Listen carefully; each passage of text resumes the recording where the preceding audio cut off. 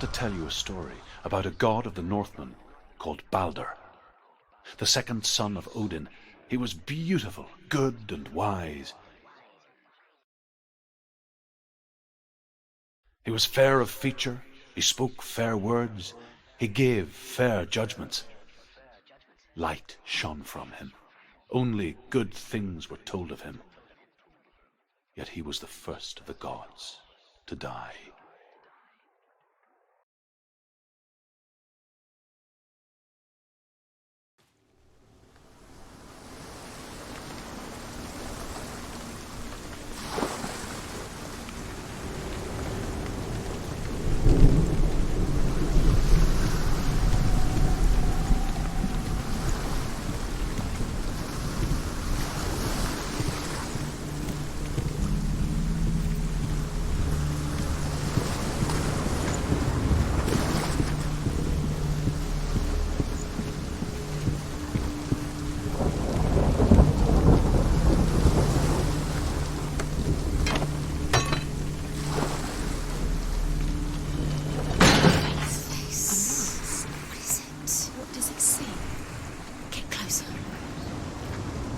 You want to see what the mask sees? No, she doesn't. Where are we? What is this? It's the same.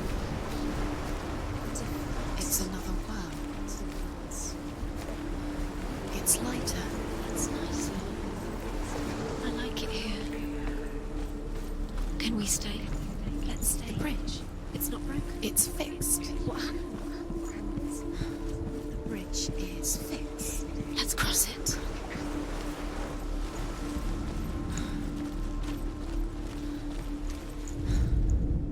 The Northmen tell this story about the death of Balder. It begins with dark dreams. Night after night, Balder dreams of his own death, and the gods fear for his life. So Balder's mother makes everything in the world: fire, water, iron, stone, earth, wood, beasts, birds, serpents, poison, sickness. Swear an oath not to harm her sons. One by one, they each make their vow. Neither weapons nor wood will injure him, Balder's mother boasts. Only Loki, father of Hela, the mistress of death, is not amused.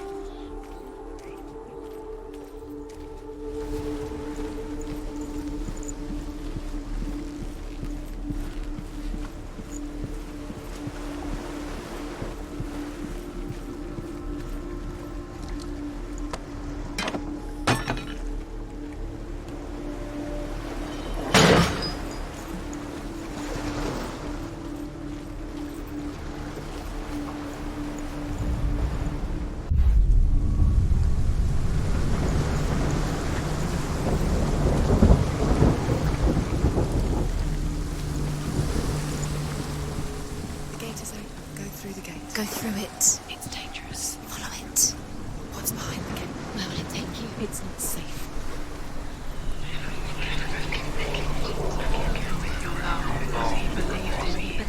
Dillian. There he is. There he is. What are you waiting for? Quick, find a way. Find him. Go through Before he disappears. Dillian, don't lose him. Way too many times. Always let him disappear. Dillian, there he is. Quick.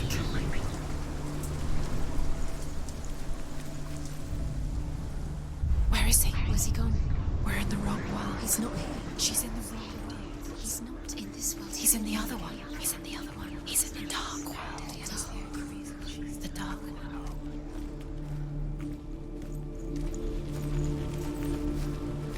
The world once seemed so simple. Black and white. Darkness and light. Narrow dividing lines of our own making. Dillian taught her to see further. To peek through the cracks and see the worlds of color stretching away from the gloom. And Senua explored new paths into the unknown. Why isn't he here? He's gone. He's in the dark world. He's gone to the dark world. You're in the wrong world. He's in the other world. The dark world. Without you. The gods feast and rejoice and amused themselves by throwing spears and stones at Balder, striking at him with sword and axe.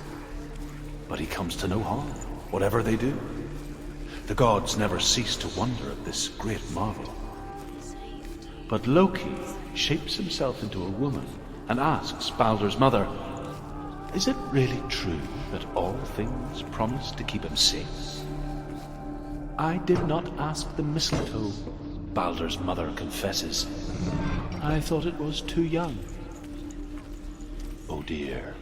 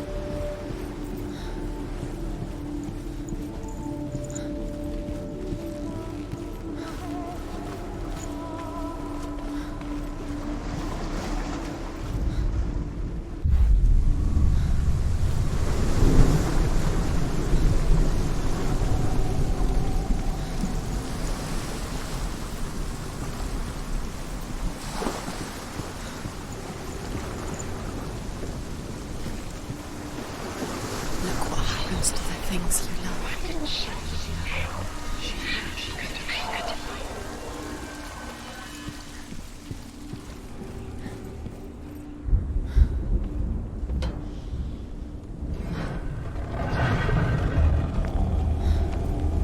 There he is. Where are you taking? He's up there.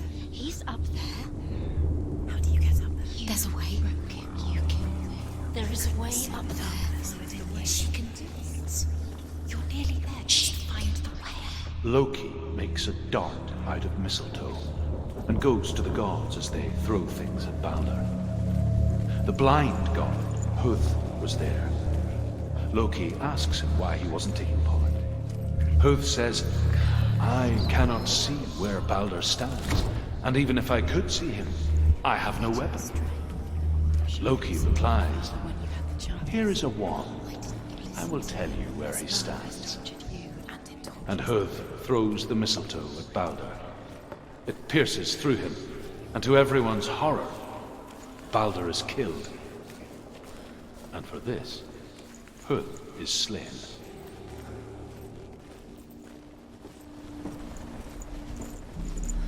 Your curse has claimed Dillion.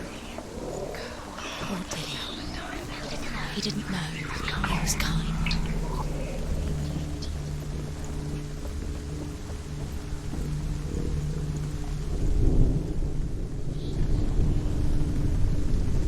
Years had passed since she left her father. She trained hard alongside her friend, Dillion. She saw things no one else could. Patterns, shapes, She is pure darkness. an intuition that made her an exceptional warrior. Friendship turned to love. But the shadow of darkness never let her go, and she was caught between two worlds. That of Zinbel and her past, and Dillion, her future.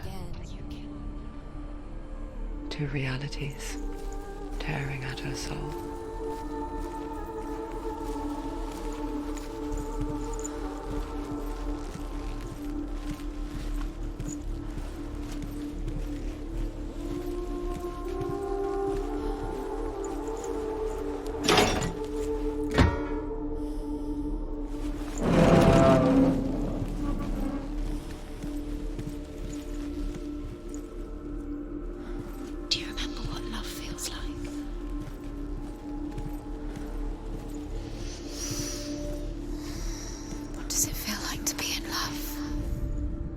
The Northmen tell how the gods mourned Balder.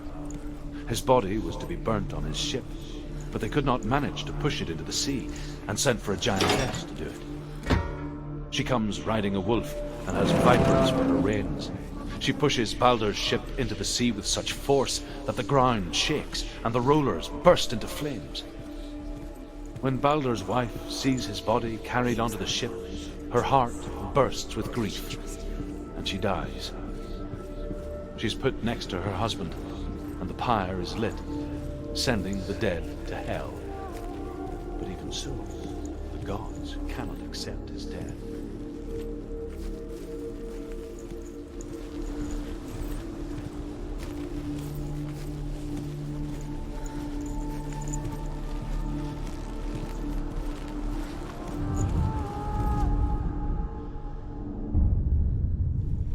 What if they're all about wasting your time, just delaying minute by minute by minute? What does she think she's doing? You're special. She thinks she... Overcome with grief, the gods send Hermod to ride to hell and ask Hela to let Baldur return home. All the gods are weeping, he says. Are they? Asks Hela. We shall see if he is truly missed. If everything in the world will weep for him, he shall go back to the gods. But if even one thing refuses, Baldur stays with me. The gods send messengers everywhere. Weep for Baldur, weep him out of hell. And everything wept. Men, beasts, earth, stone, trees, metal, everything. Except for a giantess they find in a cave. Baldur was never my friend, she says. Let hell keep what she has. The Northmen say that the giantess must have been Loki in disguise. They've set you up, and now they're going to watch you. What if these trials mean nothing? It's laughing at you. What if they take you no closer to Dillion? That's Dillion, and you're letting this get in the way. What if they are just to tire you out, to make you weak before the battle? Was it worth it?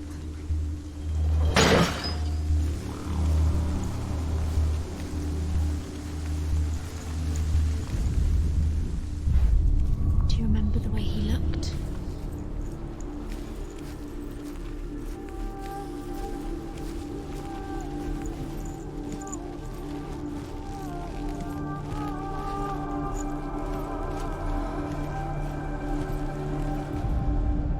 The Northmen tell how the gods punished Loki for Baldur's death.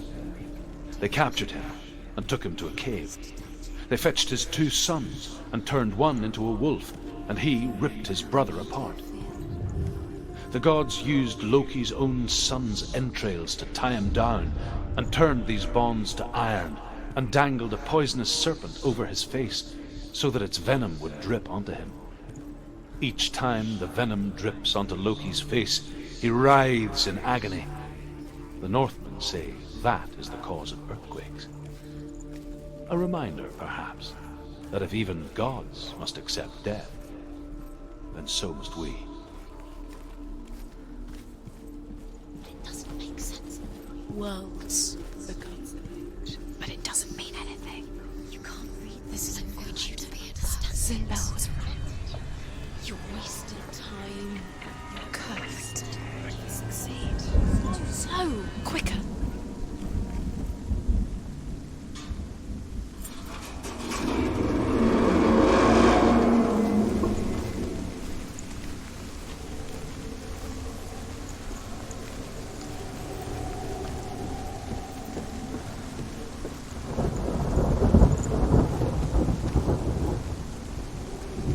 Dillion!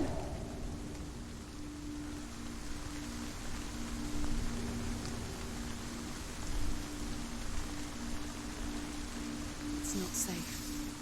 You're going to fall. Dillion never much cared for the underworld You're going to fall. and looked dimly upon the druids, like her father, Sinbel. You can do it. I guess he took after his father, a chieftain who believed nothing he couldn't see, and he happened to be blind. She felt safe in Dillion's arms, learned to see the world through his eyes. And slowly, the darkness that had bound her so tightly began to unravel. That's it. Quicker.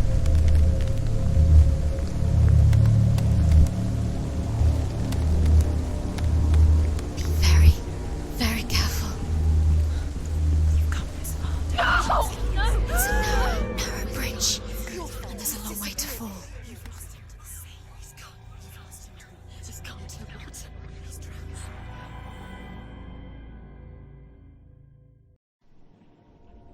Senua, your father cannot understand your darkness. He cannot see through your eyes. No one can. My own father was born blind.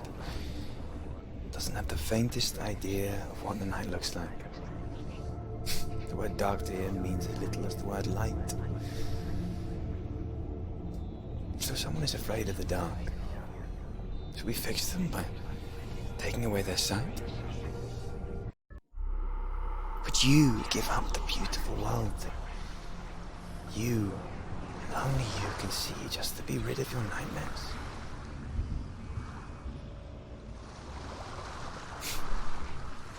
Or is this the price you pay for the gift you have? A gift that makes you so special in my eyes. Just another part of the person I love.